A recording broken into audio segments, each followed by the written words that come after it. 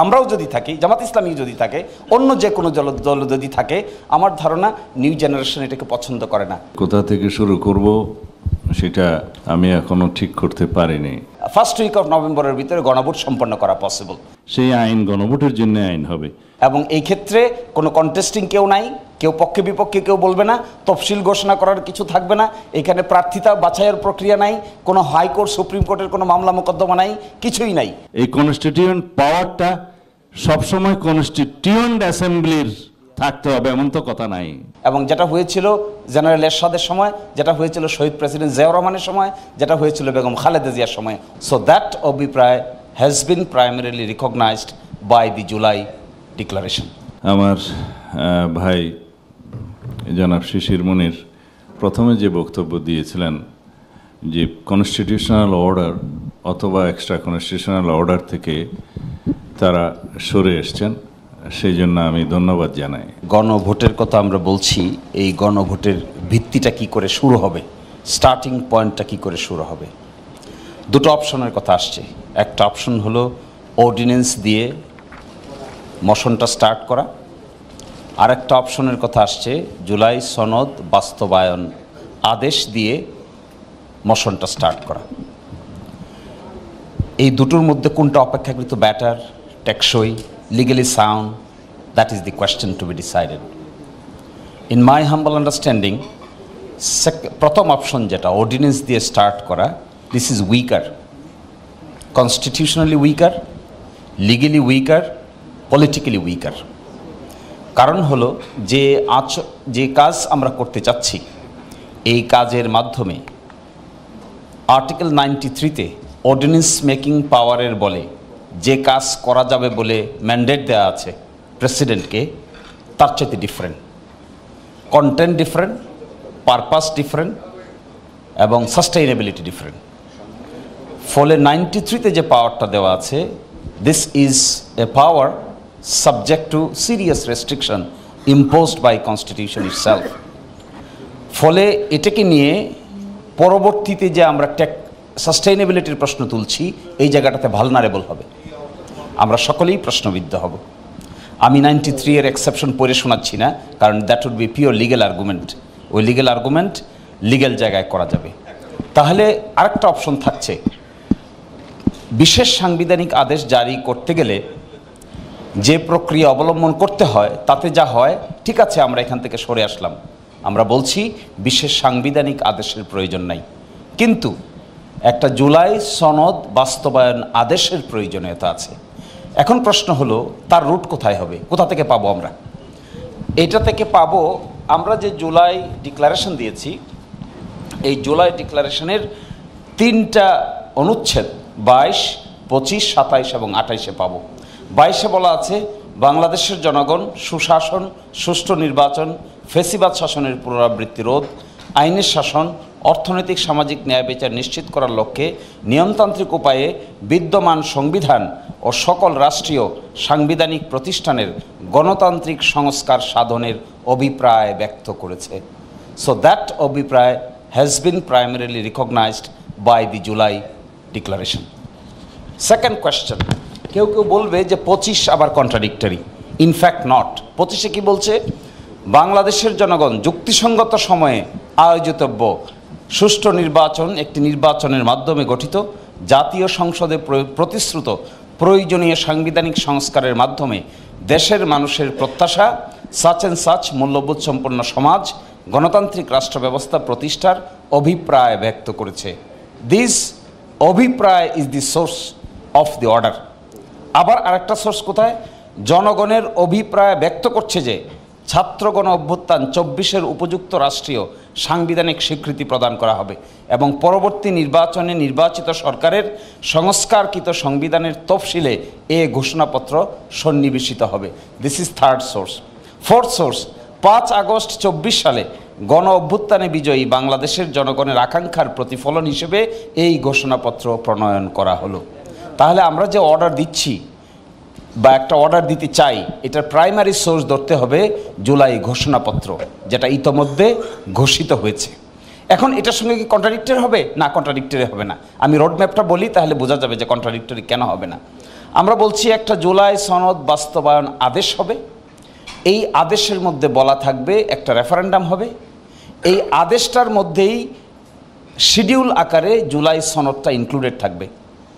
এই আদেশটাকে আমরা রেফারেন্ডামে অ্যাপ্রুভাল নিব এবং এই আদেশের মধ্যে বলা থাকবে যে আগামী সংসদের দুটো ক্ষমতা থাকবে, একটা হবে কনস্টিটিউয়েন্ট পাওয়ার আর একটা হবে রেগুলার পার্লামেন্ট। কনস্টিটিউয়েন্ট পাওয়ার ফাংশন করবে শুধুমাত্র ফার্স্ট অধিবেশনে। এই ফার্স্ট অধিবেশনে এই অভ্যুত্থানের গণভোটের কারণে পার্লামেন্ট যে কনস্টিটিউয়েন্ট পাওয়ারটা পাবে, ওই পাওয়ার বলে জুলাই সনদকে অ্যাডপ্ট করে নেবে। অ্যাডপ্ট করেই তার কনস্টিটিউয়েন্ট পাওয়ারটা বিলুপ্ত হয়ে যাবে, থাকবে শুধুমাত্র জেনারেল পার্লামেন্ট হিসেবে অ্যাক্ট করার। এই জেনারেল পার্লামেন্ট যখন গঠিত হবে, পরের সেশন থেকে ফাংশন শুরু করবে, ওইটাই দ্বিকক্ষ বিশিষ্ট পার্লামেন্ট হবে। কিন্তু প্রথম কক্ষটাতে আমাদের মেন পারপাস হবে এই জুলাই। তাহলে এই কথাটা ফুলফিল হয়ে যায়। কি বলা হচ্ছে এখানে? এখানে বলা হচ্ছে একটি নির্বাচনের মাধ্যমে গঠিত জাতীয় সংসদে প্রতিশ্রুত প্রয়োজনীয় সাংবিধানিক সংস্কারের মাধ্যমে।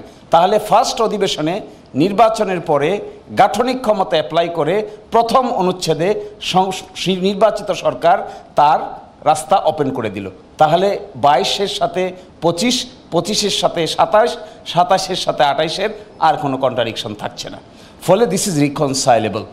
ফলে আমাদের আর্গুমেন্টটা হলো, আমরা বলছি একটা জুলাই সনদ আমরা কনস্টিটিউশনাল অর্ডার জারি করতে হবে। এটা করতে গেলে বর্তমান সংবিধানকে সাসপেন্ড করতে হবে, সুপ্রা কনস্টিটিউশনাল ডকুমেন্ট তৈরি করতে হবে। এই জায়গা থেকে আমরা সরে আসলাম। আমরা সরিয়ে এসে বলছি জুলাই সনদ বাস্তবায়ন আদেশ। এটা রুট কোথায় পাওয়া যাবে?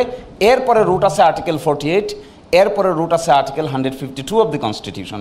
এখান থেকে যে আদেশটা দেয়া হবে, ওই আদেশের বলে এই প্রক্রিয়াটা শুরু হলে এটা টেকসই হবে।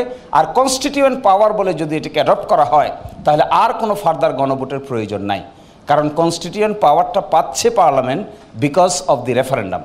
এই রেফারেন্ডামের মাধ্যমে যে কনস্টিটিউয়েন্ট পাওয়ার দেওয়া হয়, এইটাকে পুনরায় আবার গণভোটে টেস্ট করার কিছু নাই, because it has been given as a pre requisite. অন্যথায় সাধারণ নির্বাচনের মাধ্যমে তো কনস্টিটিউয়েন্ট পাওয়ার দেওয়া যায় না। সাধারণ নির্বাচনের মাধ্যমে সাধারণ পার্লামেন্ট গঠিত হয়। গণভোট দিচ্ছি দেখেই এখানে একটা কনস্টিটিউয়েন্ট পাওয়ার অ্যাপ্লাই করা যাচ্ছে। গণভোট যদি আমরা না দিতাম, তাহলে আগামী সংসদ যে কনস্টিটিউয়েন্ট পাওয়ার অ্যাপ্লাই করবে, এই আর্গুমেন্ট আমরা লিগেলি করতে পারতাম না, সাউন্ড ওয়েতে করতে পারতাম না। আমরা গণভোট দিচ্ছি, এটা কনস্টিটিউয়েন্ট পাওয়ার বলে অ্যাকসেপ্ট হচ্ছে। আরেকটা গণভোট কী জন্য দিতে যাব? This is redundant. একটা কথা আসছে এখানে, 1991-এর আইনকে সংশোধন করে দেওয়া যাবে কিনা। 1991-এর আইনটা এসেছিল বেগম খালেদা জিয়া যখন প্রেসিডেন্সিয়াল ফরম্যাট থেকে পার্লামেন্টারি ফরম্যাটে আসতে চাইলেন, তখন নির্বাচন আসলটা হয়েছিল প্রেসিডেন্টারি ফর্মে। পার্লামেন্ট গঠিত হয়ে গেছে, তারপরে প্রশ্ন আসলো 12তম সংশোধনী পাশ করতে হবে। তখন তিনি প্রয়োজন অনুভব করলেন, সংসদে পাশ করলেন 2/3 মেজরিটিতে। এবার বললেন রাষ্ট্রপতির মতামত নেওয়ার আগে আমরা গণভোটে পাঠাবো। গণভোটে পাঠালেন, এটার জন্য একটা আইন করলেন। এই আইনটাই হলো 1991 সালের গণভোট আইন 1991। ওই সিচুয়েশন আর এখনকার সিচুয়েশন ইজ কমপ্লিটলি ডিফারেন্ট। ওই গণভোট যদি দিতে হয়, তাহলে আগে পার্লামেন্ট গঠন হইতে হবে, 2/3 মেজরিটিতে পাশ হইতে হবে, তারপরে গণভোট আইন পাশ করতে হবে, ওই আইনে যেতে হবে, তারপরে রাষ্ট্রপতির কনসেন্ট নিতে হবে। So this is a different route. ওই রুট থেকে ধরলে আমাদের সকল আলোচনা এখানে রিডান্ডেন্ট হয়ে যাবে। ওইটা পিওরলি টেকনিক্যাল কথা। ওই টেকনিক্যাল কথায় পলিটিক্যাল কনসেনসাসের ভিত্তিতে কনস্টিটিউশনাল সমাধান হবে না। ওইটা হয়ে যাবে অনেকটা প্রসিডিউরাল প্রপার্টির প্রশ্নে। তা আমরা যেখানে আছি, এখানে প্রসিডিউরাল প্রপার্টিটা স্টার্ট হচ্ছে জুলাই ঘোষণাপত্র থেকে। এরকম একটা ঘোষণাপত্রও কিন্তু বাংলাদেশ হওয়ার পরে প্রক্লামেশন অফ ইন্ডিপেন্ডেন্স হয়েছিল। এরপরে কিছুদিন পরেই একটা গণপরিষদ আদেশ জারি হয়েছিল। এর মাঝখানে একটা প্রভিশনাল কনস্টিটিউশন হয়েছিল। গণপরিষদ আদেশে সবগুলো ডকুমেন্টে দেখবেন প্রক্লামেশন অফ ইন্ডিপেন্ডেন্সকে রেফার করে সব সিদ্ধান্তগুলো নেওয়া হয়েছিল। কিন্তু তখনও সংবিধানে প্রক্লামেশন অফ ইন্ডিপেন্ডেন্স অ্যাড হয় নাই। প্রক্লামেশন অফ ইন্ডিপেন্ডেন্সের সংবিধানে অ্যাড হয়েছে 2011 সালে 15 অ্যামেন্ডমেন্টে শিডিউলের মাধ্যমে। এর আগে এটা সংবিধানে অ্যাড করা হয়নি। কিন্তু ওই ডকুমেন্টটাই ছিল সব কিছু সোর্স। ওই সোর্স ধরে সাবসিকুয়েন্ট ডকুমেন্ট হয়েছিল। এখন আমরা যে কাজ করতে চাচ্ছি তার সোর্স হলো এই জুলাই ঘোষণাপত্র। কেউ বলতে পারেন যে এটা তো গ্যাজেট হয় নাই, এ প্রশ্ন করতে পারেন। কেউ বলতে পারেন যে এটা তো আইনগত স্ট্যাটাস দেওয়া হয় নাই। কিন্তু এখানে দেখেন স্পষ্ট করে বলে দেওয়া হচ্ছে 24-এর উপযুক্ত রাষ্ট্রীয় সাংবিধানিক স্বীকৃতি প্রদান করা হবে, পরবর্তী নির্বাচিত সরকারের সংস্কারকৃত সংবিধানের তফসিলে এই ঘোষণাপত্র সন্নিবেশিত থাকিবে। মানে it is going to be given a constitutional status in the new constitutional order, এটাই বলা হচ্ছে এখানে। এই জন্য এই সোর্সকে ধরে এটা অগ্রসর হওয়া প্রয়োজন। কাউন্টারটা এটা না, কেউ মনে করতে পারে যে অর্ডিন্যান্স দেখেই আমরা হয়তো আদেশের কথা বলছি, না এরকম না। আমরা বলছি কোন প্রক্রিয়াটা অপেক্ষাকৃত সাস্টেইনেবল এই প্রশ্নে না যে কোনটা কি আমরা প্রস্তাব করেছি, কোনটা অমুক প্রস্তাব করেছে, এটা না। আর আরেকটা বিবেচনা আমি দেখেছি, ডিসেন্টিং যদি আমরা ডিসাইড করতে না পারি তাহলে টোটাল সংস্কার প্রক্রিয়াটা মুখ থুবড়ে পড়বে। কারণ ডিসেন্টিং প্রক্রিয়ার মধ্যে বেশ কিছু ইম্পর্ট্যান্ট সংস্কারের প্রস্তাব আছে, যেখান থেকে সরে আসার মানে হলো আমাদের উদ্দেশ্যের মধ্যে এক ধরনের বড় ধরনের একটা ঘাটতি দেখা দিবে, আবার আমরা ব্যাক টু দ্য প্যাভিলিয়ন যাব। সেজন্য আমরা মনে করি ডিসেন্টিং পার্টটুকুকে, ডিসেন্টিংয়ের স্ট্যাটাস কি, ঐকমত্য কমিশন পাশ করেছে, আমরা ডিসেন্টিং দিয়েছি। ঐকমত্য কমিশন একটা জিনিস পাশ করেছে, এখানে সালাউদ্দিন ভাইরা ডিসেন্টিং দিয়েছেন, কিন্তু ডিসেন্টিং সহ ঐকমত্য কমিশন এটা পাশ করেছে, এখানে তাই লেখা আছে। কোথাও দেখা যাচ্ছে 2 জনে দিয়েছেন, কোথাও 4 জনে দিয়েছেন, কোথাও 29 জন একমত হয়েছেন, কোথাও 26 জন একমত হয়েছেন, আর কোথাও 2 জন 4 জনে ডিসেন্টিং দিয়েছেন। যদি আমরা এটাকে এখন গণভোটে পাঠাই, জুলাই সনদ বাস্তবায়ন অধ্যাদেশের অধীনে রেফারেন্ডাম আয়োজন হয়, সেখানে পাঠিয়ে জনগণ যদি তার পক্ষে ভোট দেয়, তাহলে আমি মনে করি ওটাকেও ফার্স্ট অধিবেশনে কনস্টিটিউয়েন্ট অ্যাসেম্বলিতে কনস্টিটিউয়েন্ট পাওয়ার বলে ওটাকেও অ্যাপ্রুভ করে নেওয়া উচিত। তাহলে একটা বড় ধরনের পরিবর্তনের সূচনা হবে। আর আমরা কেন আগে বলছি গণভোটের কথা? This is a very historic event is going to happen in the history of Bangladesh. এবং বাংলাদেশের জাতীয় জীবনে এই ধরনের একটা বড় ইভেন্টকে আমরা যদি তার গুরুত্ব হারাই, তাহলে that will be treated as a subordinate process. এত বড় একটা ঘটনা, জুলাই অভ্যুত্থানের সংস্কার প্রক্রিয়ার বাস্তব রূপ হইতে যাচ্ছে যে গণভোটের মাধ্যমে, এটাকে যদি আমরা মিঙ্গেল করে ইম্পর্টেন্সের দৃষ্টি দিতে না পারি, তাহলে that will B historic blunder. এই হিস্টোরিক ব্লান্ডারটাকে যদি আমরা এখন সেলিব্রেট করি, তাহলে এর ম্যানিফোল্ড ইম্পর্টেন্স আছে। সবচাইতে বড় ইম্পর্টেন্ট আছে, এর পলিটিক্যাল ইম্পর্টেন্স আছে অনেক বেশি। তার চাইতেও বেশি ইম্পর্টেন্স হলো জুলাই গণ অভ্যুত্থানের 5ই আগস্টের এন্ড প্রক্রিয়াটা কিভাবে হচ্ছে। That should be very glorious one, that should not be আরেকটার সঙ্গে মিঙ্গেল করে এটাকে লেস ফোকাস দেওয়ার কিছু নাই। এবং আমার ধারণা গণভোট আয়োজন হলেও বাংলাদেশের ইতিহাসে অতীতে 3 বার হয়েছে।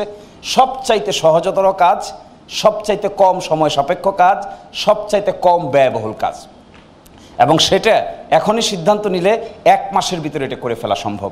আগামী ফার্স্ট উইক অফ নভেম্বরের ভিতরে গণভোট সম্পন্ন করা পসিবল। এবং এই ক্ষেত্রে কোনো কন্টেস্টিং কেউ নাই, কেউ পক্ষে বিপক্ষে কেউ বলবে না, তফসিল ঘোষণা করার কিছু থাকবে না, এখানে প্রার্থিতা বাছাইয়ের প্রক্রিয়া নাই, কোনো হাইকোর্ট সুপ্রিম কোর্টের কোনো মামলা মোকদ্দমা নাই, কিছুই নাই। Election commission will just pronounce.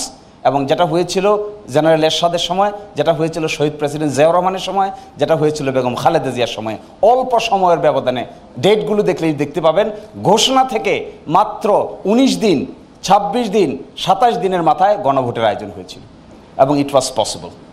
এবং এই ক্ষেত্রে আমার ধারণা নজিরগুলো আমাদের সামনে আছে। আর সর্বশেষ কথা আমি বলছি, এটা আমার ইমোশনের কথা, যে কথাটা আমি বলছি, আমি নিজেকে এখনও নিউ প্রজন্মের মানুষ হিসেবে দেখতে চাই।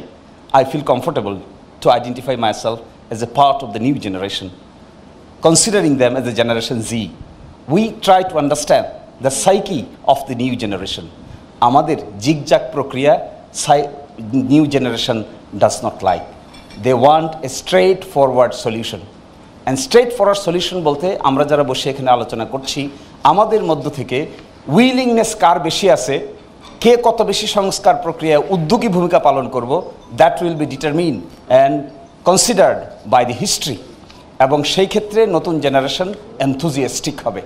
আর আমরা যদি কোনো জায়গায় কোনো কারণে সংস্কার প্রক্রিয়ায় কোথাও আনউইলিংনেস থাকি, আমরাও যদি থাকি, জামাত ইসলামী যদি থাকে, অন্য যে কোনো দল যদি থাকে, আমার ধারণা নিউ জেনারেশন এটাকে পছন্দ করে না। New generation likes to see something very creative is coming from on the basis of the consensus. এটাই মনে হয় সবচাইতে উত্তম পন্থা হবে। সারাদিনই বক্তব্য শুনেছি, সবার বক্তব্য শুনেছি। আমার কিছু কিছু বিষয় নোট করে নিতে হয়েছে, তবে কোথা থেকে শুরু করব সেটা আমি এখনও ঠিক করতে পারিনি। সব কিছু জিনিস অ্যাড্রেস করলে হয়তো আপনাদের ধৈর্যচ্যুতি ঘটবে। তো যেহেতু আজকে সমাপনী বক্তব্য, সমাপনী অধিবেশন, সেই জন্য একটা জাতির রেকর্ডে থাকার জন্য কিছু বিষয় বলতে হবে। আমি আগেই আপনাদের কাছে ক্ষমা চেয়ে নিচ্ছি, হয়তো আমার বক্তব্য কিছুটা দীর্ঘ হতে পারে। প্রথম আমি একটু স্বাগত জানাবো আমার ভাই জনাব শিশির মুনির প্রথমে যে বক্তব্য দিয়েছিলেন যে কনস্টিটিউশনাল অর্ডার অথবা এক্সট্রা কনস্টিটিউশনাল অর্ডার থেকে তারা সরে এসছেন, সেই জন্য আমি ধন্যবাদ জানাই। দ্বিতীয় নম্বর, আমি ওয়েলকাম করি ওনারা যে লাস্ট জেনারেশন জেন জিকে ধারণ করার এবং নিজে পার্ট অফ দি জেন জি হিসেবে ডিক্লেয়ার করার যে মানসিকতা, সেটাকেও আই ওয়েলকাম দিস মেন্টালিটি। তবে আমার 65 বছর বয়সে আমি যদি বলি যে আমি পার্ট অফ জেন জি, হয়তো সেটা আপনারা গ্রহণ করবেন না, কিন্তু মনের দিক থেকে আমি মনে করি আমাদের তারুণ্যের ভাবনাকে আমরা ধারণ করি এবং জুলাই গণ অভ্যুত্থানের চেতনাকে, আকাঙ্ক্ষাকে, তাদের প্রত্যাশাকে ধারণ করি এবং সেটা বাস্তবায়নের জন্য আমাদের অবিরাম প্রচেষ্টা থাকবে। জনাব মনির হায়দার আমার স্ট্রাগলের যে বর্ণনা দিয়েছেন, সেটা এখানে বিবৃত করার জন্য খুব একটা প্রাসঙ্গিক না হলেও আমি কৃতজ্ঞতা প্রকাশ করছি। কমিশনের সকল সদস্যবৃন্দ দীর্ঘ অনেক মাস ধরে আমাদের সাথে, সকলের সাথে যে আলোচনার ধৈর্য পোষণ করেছেন এবং এই একটা সমাপনী পর্যায়ে এসছেন, সেই জন্য আপনাদের প্রশংসা করি। আর জুলাই সনদ আদেশটা কি, এখান থেকেই শুরু করতে চাই। আমার ভাই জনাব হামিদুর রহমান আজাদ বলেছেন যে জুলাই সনদ আদেশ প্রণয়ন, জারি এবং তার ভিত্তিতে আগামী নির্বাচন অনুষ্ঠান, এখান থেকেই শুরু করতে হচ্ছে। কারণ এখানে জনাব শিশির মুনির বলেছেন জুলাই ঘোষণাপত্রের দফা 22, 25, 27 এবং 28কে অনুসরণ করেই আমরা জুলাই সনদটা তৈরি করতে পারব। তো জুলাই সনদের 22-এ, জুলাই ঘোষণাপত্রের 22-এ যেটা বলা আছে যে নিয়মতান্ত্রিক উপায়ে বিদ্যমান সংবিধান ও সকল রাষ্ট্রীয় ও সাংবিধানিক প্রতিষ্ঠানের গণতান্ত্রিক সংস্কার সাধনের অভিপ্রায় ব্যক্ত করছে। তা আমরা সেই নিয়মতান্ত্রিক পদ্ধতিতেই সেই সংস্কার সাধনের চেষ্টা করছি, যাতে জাতি সবসময় একটি নিয়মতান্ত্রিক পদ্ধতিতে থাকে, আইন আনুক এবং সাংবিধানিক প্রক্রিয়ার মধ্যেই থাকে, ভবিষ্যতে যাতে এটার কোনো রকমের প্রশ্ন না উত্থাপন হয়। এবং সেই নিয়মতান্ত্রিক পদ্ধতি বিবৃত হয়েছে দফা 25-এ জুলাই ঘোষণাপত্রের। সেটা আছে যে সেহেতু বাংলাদেশের জনগণ যুক্তিসঙ্গত সময়ে আয়োজিত অবাধ ও সুষ্ঠু ও নিরপেক্ষ একটি নির্বাচনের মাধ্যমে গঠিত জাতীয় সংসদে প্রতিশ্রুত প্রয়োজনীয় সাংবিধানিক সংস্কারের মাধ্যমে দেশের মানুষের প্রত্যাশা পূরণ করবে। 27-এ আমরা দেখেছি জুলাই ঘোষণাপত্রের এই ঘোষণাকে আমরা সংবিধানের সংস্কারকৃত সংবিধানের তফসিলে ধারণ করব এবং দফা 28-এ আছে যে জনগণের গণ অভ্যুত্থানের প্রকাশিত অভিপ্রায় অনুযায়ী আমরা এই জুলাই ঘোষণাপত্র প্রণয়ন করছি। এখানে কোনোটার সাথে কোনোটাই কন্ট্রাডিক্ট করে না, সব কিছুই নিয়মতান্ত্রিক পদ্ধতিতে এই অভিপ্রায় বাস্তবায়নের অঙ্গীকার করা হয়েছে, ঘোষণা দেয়া হয়েছে। এবং সেটা অনেক বক্তার বক্তব্য অনুসারে আমি বলি, এগুলো হচ্ছে সব অভিপ্রায়, এগুলো হচ্ছে সব ঘোষণা। এই ঘোষণার সাথে কেউ কেউ স্বাধীনতার ঘোষণাপত্রের তুলনা করতে চেয়েছেন, আমি নাম নেব না। এবং তার মধ্য দিয়ে আমি মনে করি আমাদের স্বাধীনতার ঘোষণাপত্রকে অনেকটা আন্ডারমাইন করা হয়। একটা জাতির স্বাধীনতা, একটা জাতির মুক্তিযুদ্ধ, একটা জাতিকে স্বাধীনতার দিকে নিয়ে যাওয়ার যে ঘোষণাপত্র, সেটার সাথে জাতীয় জীবনে পরবর্তীতে কোনো ঘোষণাপত্রকে তুলনা করা সঠিক হবে না বলে আমি মনে করি। এবং সেই স্বাধীনতার ঘোষণাপত্র দিয়ে যে ক্ষমতা উৎসর্গিত হয়েছে তারা সবাই ছিল নির্বাচিত প্রতিনিধি এই ভূখণ্ডের জন্য। যেহেতু জবরদস্তি একটা যুদ্ধের নিপতিত করেছিল আমাদেরকে পাকিস্তানি হানাদার বাহিনী, সেজন্য তারা নিজেদেরকে গণপরিষদ হিসেবে ঘোষণা করে এবং বৈধভাবে তারা স্বাধীনতার ঘোষণাপত্র প্রকাশ করে এবং সেখান থেকে জাতি পরিচালনার জন্য আইনি ভিত্তি রচনা করেছিলেন। পরবর্তীতে সেটা সংবিধান রচনার মধ্য দিয়ে সেই ঘোষণাপত্রের পরিসমাপ্তি ঘটে এবং সেই জন্যেই অত্যন্ত সচেতনভাবেই 1972-এ গৃহীত সেই সংবিধানে স্বাধীনতার ঘোষণাপত্রকে কোনো তফসিলে অথবা সংবিধানের অংশে রাখা হয়নি। যদি রাখতে হতো তখনকার সংবিধান প্রণেতারা সেটা অবশ্যই বিবেচনা করতেন। এটা আমাদের স্মরণে রাখা উচিত।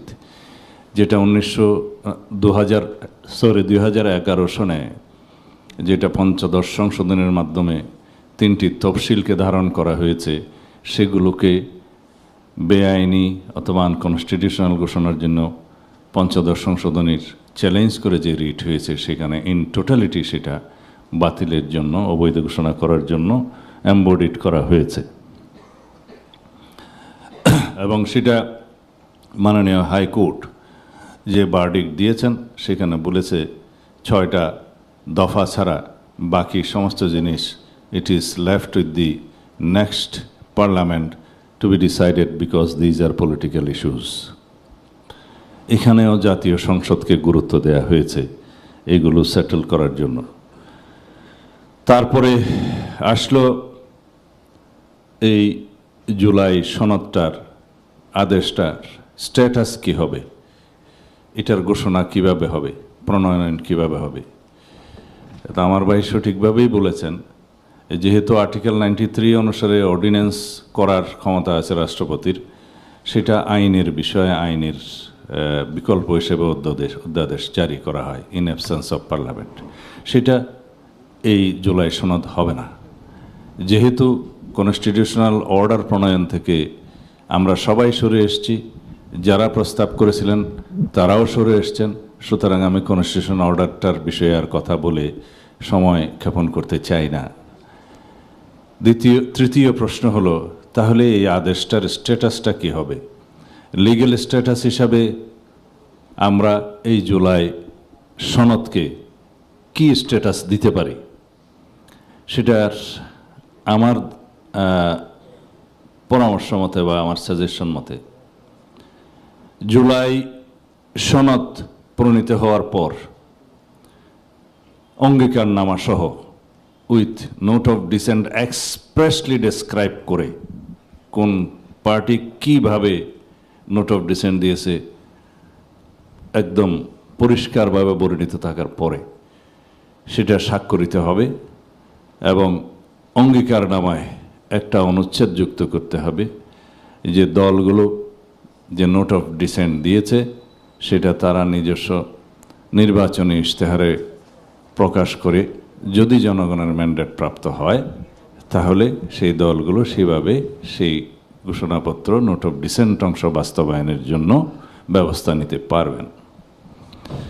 সেই টোটাল দফা যতটাই হোক, 84 হোক, 86 হোক, 70টা হোক, যাই হোক, অঙ্গীকারনামা সহ সেটা প্রজ্ঞাপন আকারে জারি করা যায়, সেটাই আদেশ হতে পারে।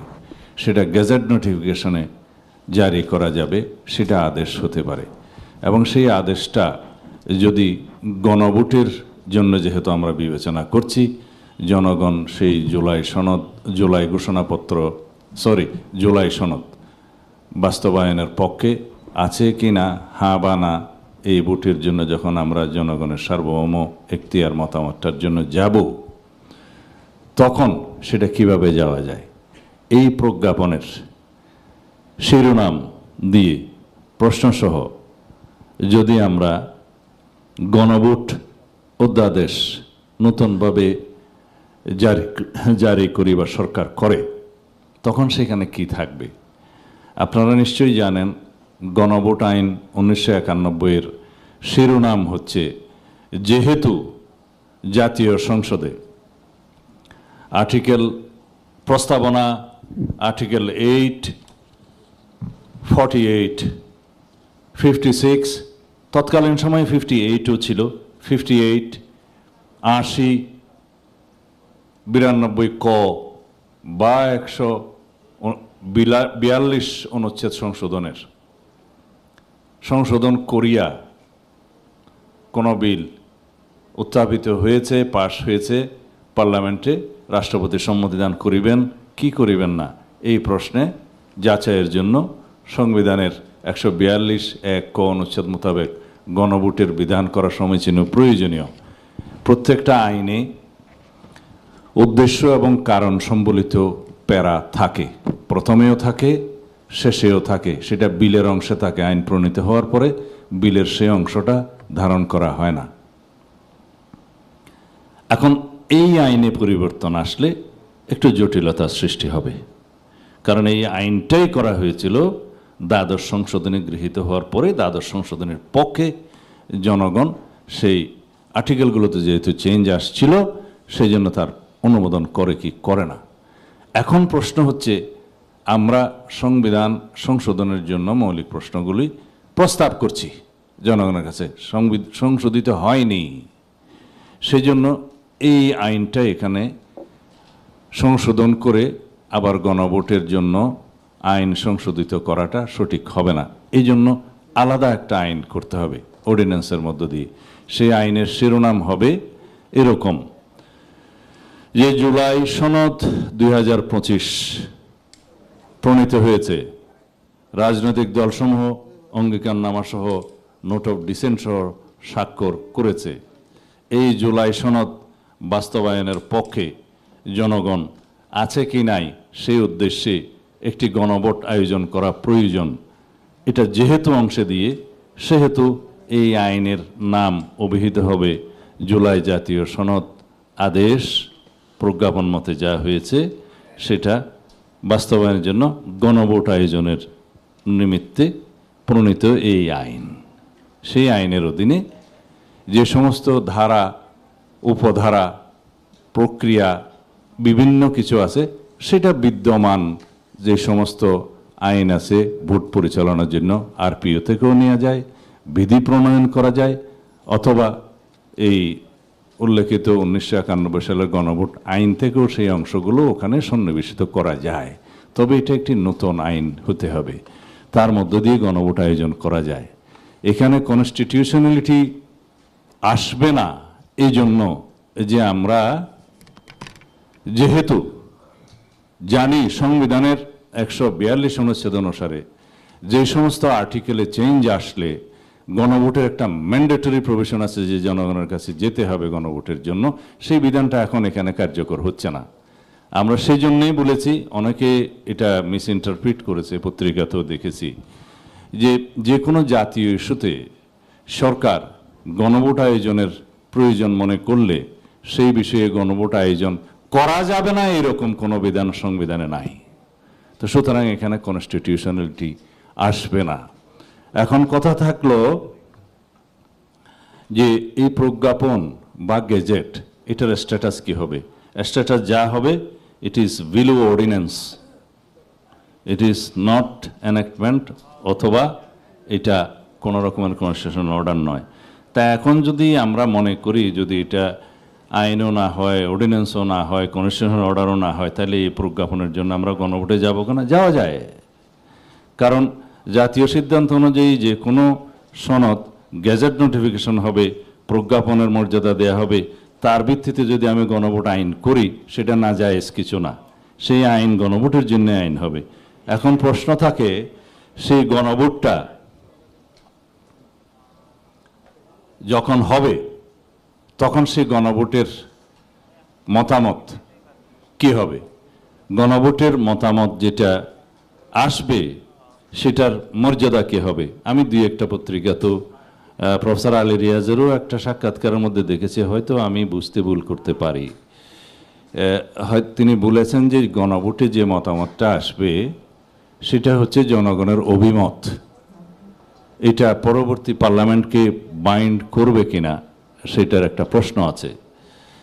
আমি আমার ক্ষুদ্র জ্ঞানে যেটুকু বুঝি, জনগণের অভিমত প্রকাশিত হয় দুই একটা পদ্ধতিতে, একটা হচ্ছে বিপ্লব, আরেকটা হচ্ছে গণ অভ্যুত্থান, জনগণের অভিপ্রায়, এবং আরেকটা হচ্ছে ভোট।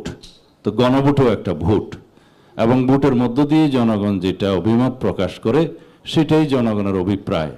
এবং বিদ্যমান সংবিধানের আর্টিকেল 7 অনুসারে রিপাবলিকের হচ্ছে যে জনগণ, মানে প্রজাতন্ত্রের সর্বক্ষমতার মালিক অথবা উৎস প্রজাতন্ত্রের, রিপাবলিকের হচ্ছে জনগণ, এবং তাদের অভিপ্রায়ের পরম অভিব্যক্তিকে চূড়ান্ত আইন হিসেবে কনস্টিটিউশনকে বর্ণনা করা হয়েছে।